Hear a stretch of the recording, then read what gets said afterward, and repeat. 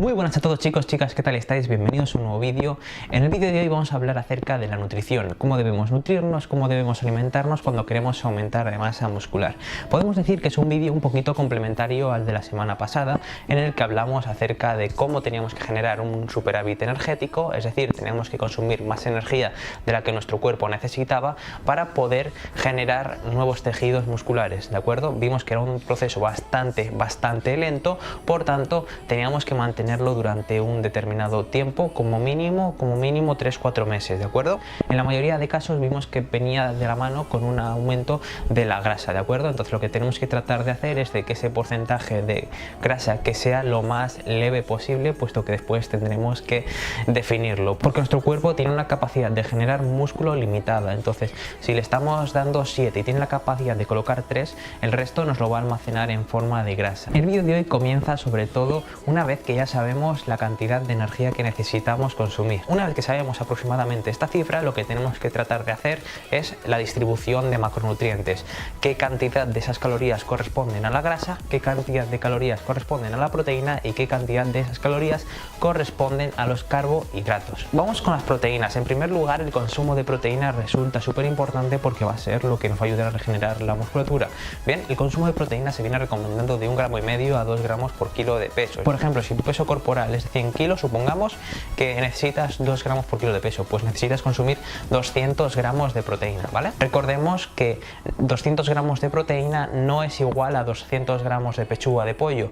¿Por qué? Porque una pechuga de pollo o un filete de ternera o unos huevos o incluso las legumbres no solamente están compuestos por un macronutriente, sino que tienen más. Por ejemplo, la carne podemos decir que tiene proteína y tiene también grasa, tiene también una parte también corresponde a agua, ¿no? Por tanto, eso es recomendable que utilicemos calculadoras como por ejemplo Fat Secret, que os comenté en el capítulo anterior, para que nos lo contabilicen de forma aproximada. Tenemos que tener muy claro, como comentamos en el capítulo anterior hablando acerca de las calorías, en este caso hablando acerca de las proteínas, que si consumimos 2 gramos por kilo de peso y ya estaremos aumentando de masa muscular, si consumimos 4 gramos de proteína por kilo de peso no vamos a aumentar el doble de músculo, ¿no? Nuestro cuerpo llega hasta donde llega y cuando pasa de ahí lo que hace es que se deshace de ello, por tanto el excedente de proteínas lo acabará oxidando a nuestro cuerpo.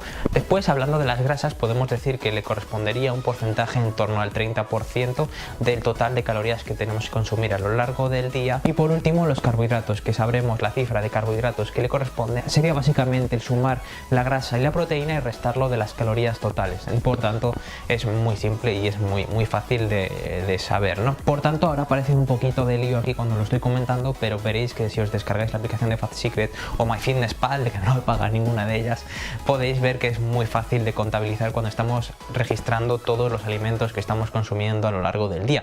Como hemos dicho, ¿es obligatorio registrar calorías? No es obligatorio, lo podemos hacer a ojo. ¿Vamos a tener resultados óptimos contando calorías? Sí. ¿Vamos a tener resultados óptimos cuando no las estamos contando?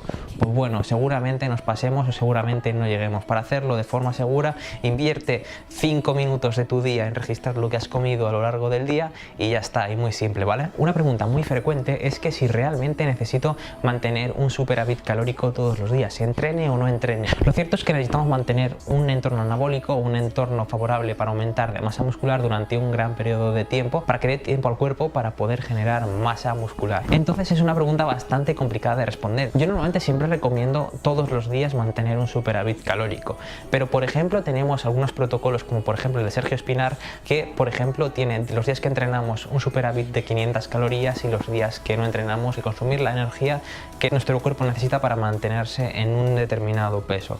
Entonces depende, o sea, yo recomiendo siempre eso. ¿Cuál es mejor? ¿Cuál es mi mejor método? Pues que realmente da igual, porque el cuerpo no se resetea cada día. Entonces lo que tenemos que tener muy claro, que si quieres llevarlo de una forma más global, es el superávit que generas durante toda la semana, es decir, la media de la superávit que generas todos los días, ¿vale?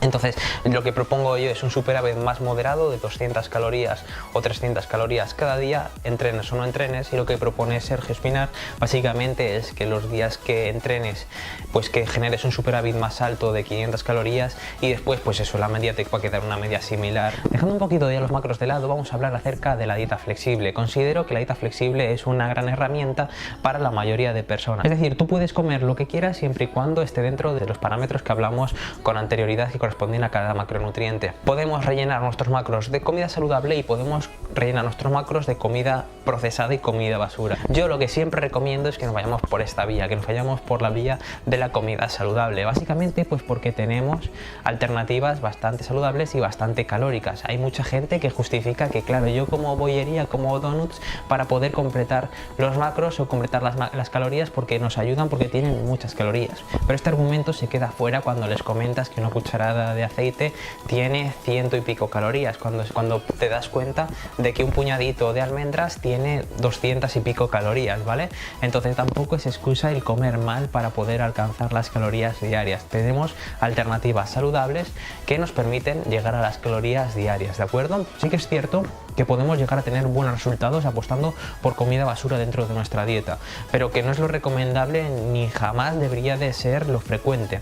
Y gran culpa de esto lo tiene Instagram, aquellas personas que publican auténticas cerdadas y ponen dieta flexible. Dieta flexible no es eso, chicos. Dieta flexible es apostar por alimentos saludables que lo podamos cuadrar con nuestros macros. Respecto al ayuno intermitente en fases de volumen, hemos visto que tiene beneficios tanto en fases de volumen como en fases de definición, ¿no?